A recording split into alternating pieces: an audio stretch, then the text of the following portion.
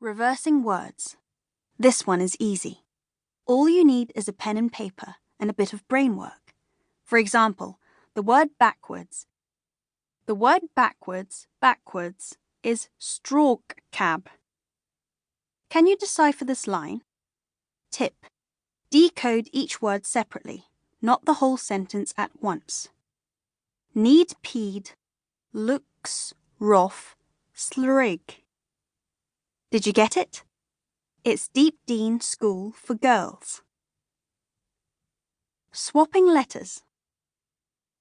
The simplest version of this code is made by taking a letter from the beginning of each word and putting it at the end.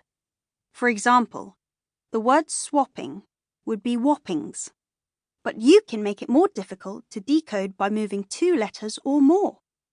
The word swapping then becomes appings, and so on. Pig Latin. This isn't actually a code, or Latin, or anything to do with pigs. It's simply a way to disguise what you are saying. The rules of Pig Latin are very easy. 1. First, you have to know the difference between vowels and consonants. Daisy says everyone knows this, but she is particularly clever, so if you don't, then the vowels are A, E, I, O, and U, while consonants are all the other letters of the alphabet. 2. For words beginning with consonants, any letters before the first vowel are moved to the end of the word. Then A is added to it. 3. For words beginning with vowels, just add yay to the end. Can you crack this line? Ow nay, oo yay, al yay, an kay, ixbay, igpay, atenlay. Did you get it? It's now you all can speak Pig Latin.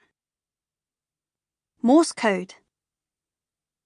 Morse code was invented in 1836 by a man named Samuel Morse.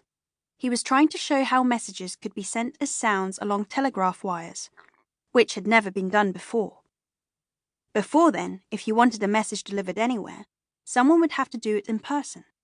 But as soon as messages could be sent as electrical signals, they could travel much faster. There are only 2 types of signal in Morse code, a short one and a long one. A short signal, it's called a dit, but you can just say dot, and a long signal, which is actually called a dar. The most famous Morse signal is SOS, which stands for Save Our Souls. It's what you send when you want to call for help. An S is 3 dots in a row, and an O is 3 dashes in a row. So SOS in Morse code is ... da da da ... Daisy and I used Morse code on our Orient Express case. We did it by tapping sharply for each dot and scraping our nails along the wall for a dash. It worked very well. You can easily find out what all the other letters are in Morse code. Try writing your name, and then translate it into Morse. Caesar shift cipher. The Caesar shift cipher is one of the simplest and best-known codes. It is named after Julius Caesar, the Roman emperor who was murdered by his friends, who used it to send secret messages to his army. It's a type of substitution cipher, where each letter is swapped for another, and it works by shifting letters along in the pattern. For example, if you had a Caesar cipher with a right shift of 3, an A would become a D, because D is 3 letters after A. If it was a left shift, then the letters would go backwards, and a D would become an A, and an A would become an X.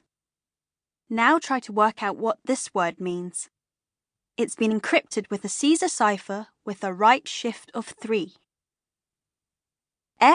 FOXHV. Did you get it?